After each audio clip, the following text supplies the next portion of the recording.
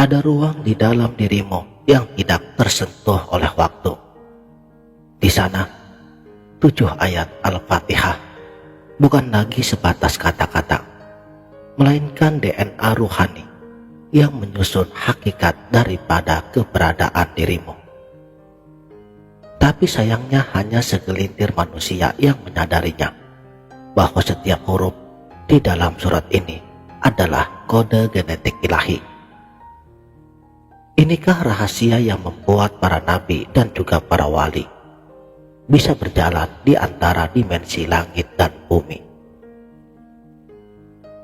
Jika di bagian pertama kita membongkar lapisan-lapisan Al-Fatihah, kini saatnya kamu menjadi Al-Fatihah itu sendiri.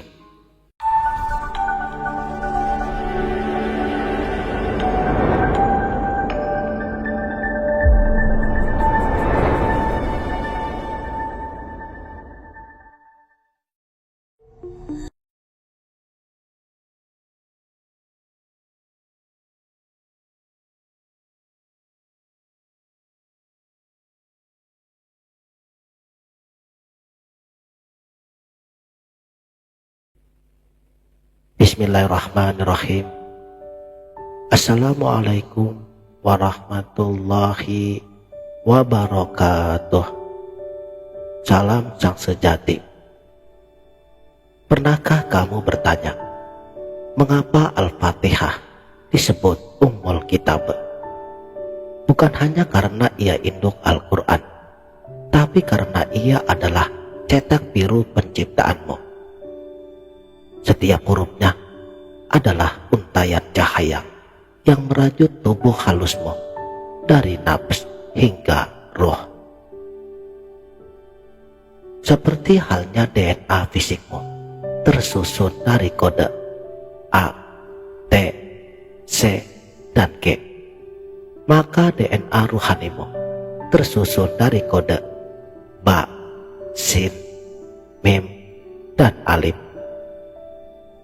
Setiap kali kamu membaca Al-Fatihah dengan kesadaran penuh, itu berarti kamu sedang memutasi gen spiritualitasmu menuju kesempurnaan hakiki.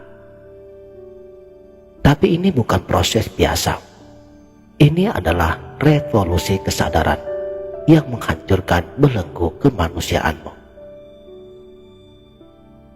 Ketika Nabi Musa alaihi salam bermunajat di Gunung Sinai, ketika baginda Nabi Muhammad sallallahu alaihi wasallam di Isra Mi'rajkan, rahasia mereka tetap sama.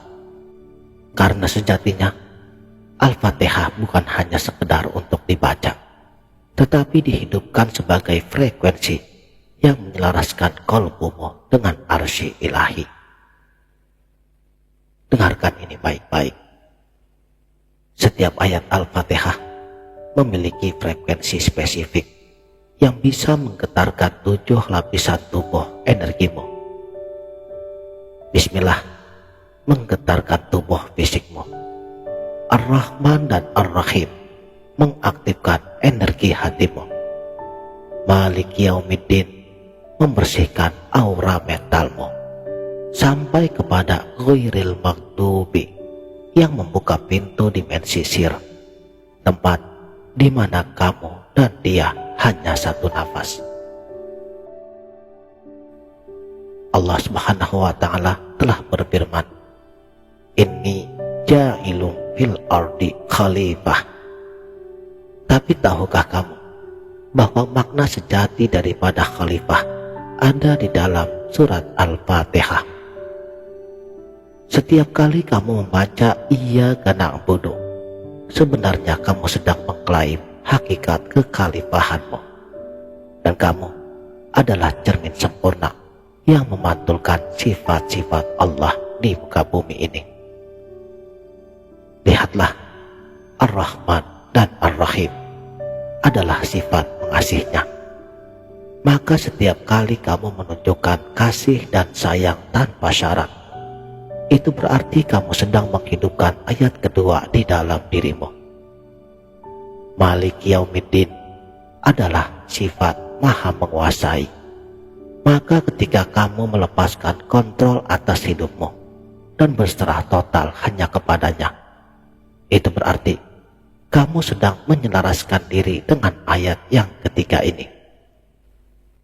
Al-Fatihah mengajari dirimu bukan hanya untuk sekedar menjadi hamba yang biasa-biasa saja, tetapi untuk menjadi manifestasi daripada segala sifat-sifatnya.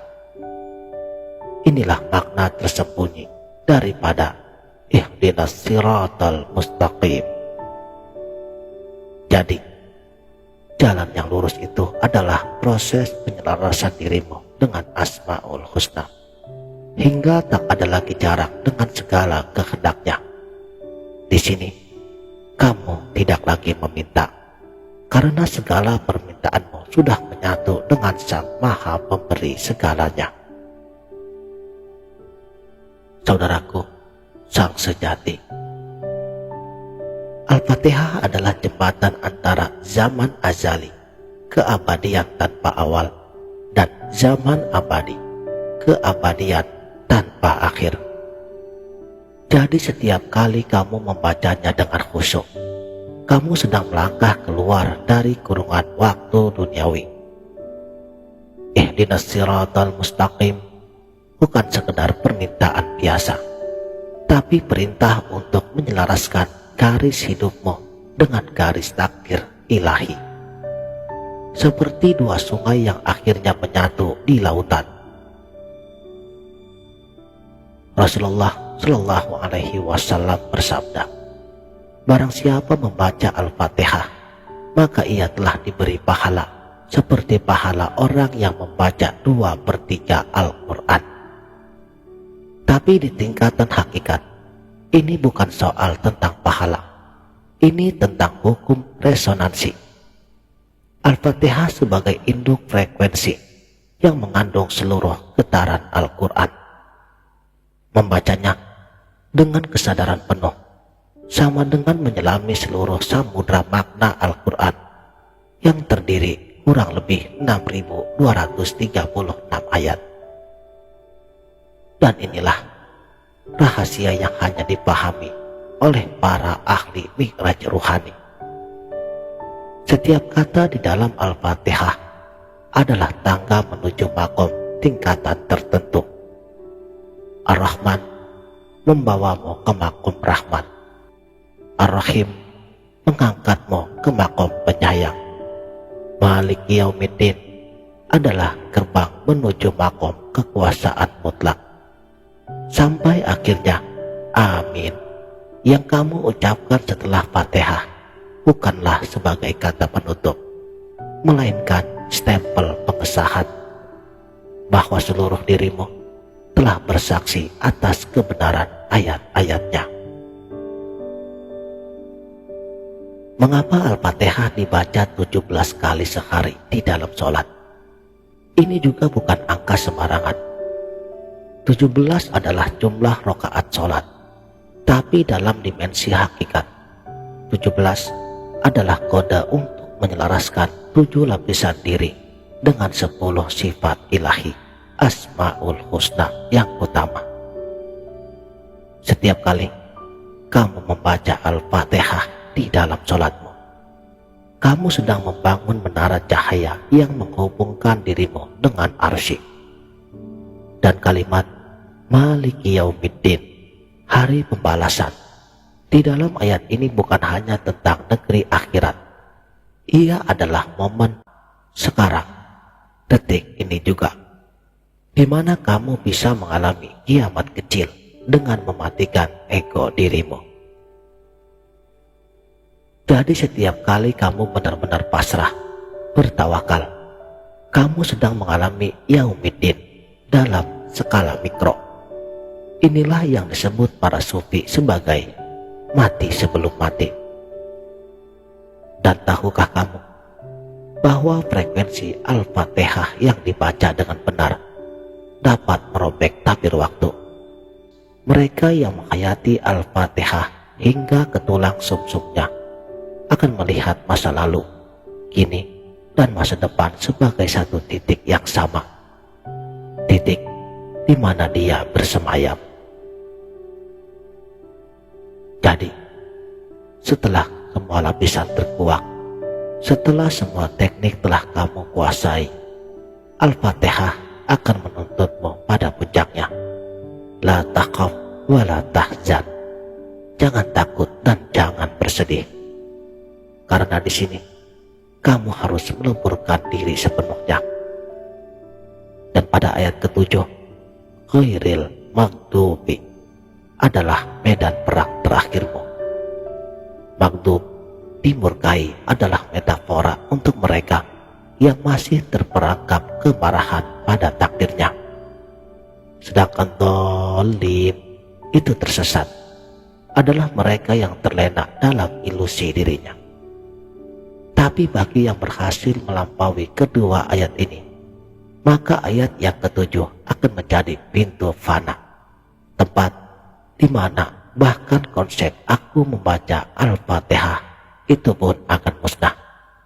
Dan yang ada hanya dia yang membaca, dia yang ditulis, dan dia yang menulis. Di titik ini, kamu akan memahami, barang siapa membaca Al-Fatihah, ia telah berdialog langsung dengannya. Bukan karena huruf-hurufnya, tetapi karena kamu telah menjadi ruang kosong di mana dia berbicara pada dirinya sendiri. Dan sekarang kamu telah tahu, tapi pengetahuan ini bukan untuk dihafal. Ia harus dibakar di dalam tungku kalbumu hingga menyala sebagai obor yang membakar segala ilusi. Dan Al-Fatihah bukan lagi bacaan, ia adalah nafas, denyut nadi, aliran darah rohanimu. Dan jika hari ini ada getaran aneh di dalam dadamu, jika ada kerinduan yang menusuk kalbumu tanpa sebab, itu pertanda Al-Fatihah sedang memanggilmu dari dalam. Dan dari sanalah dia berbisik, wahai hambaku, aku lebih dekat dari urat lehermu. Mengapa kamu masih mencariku di luar?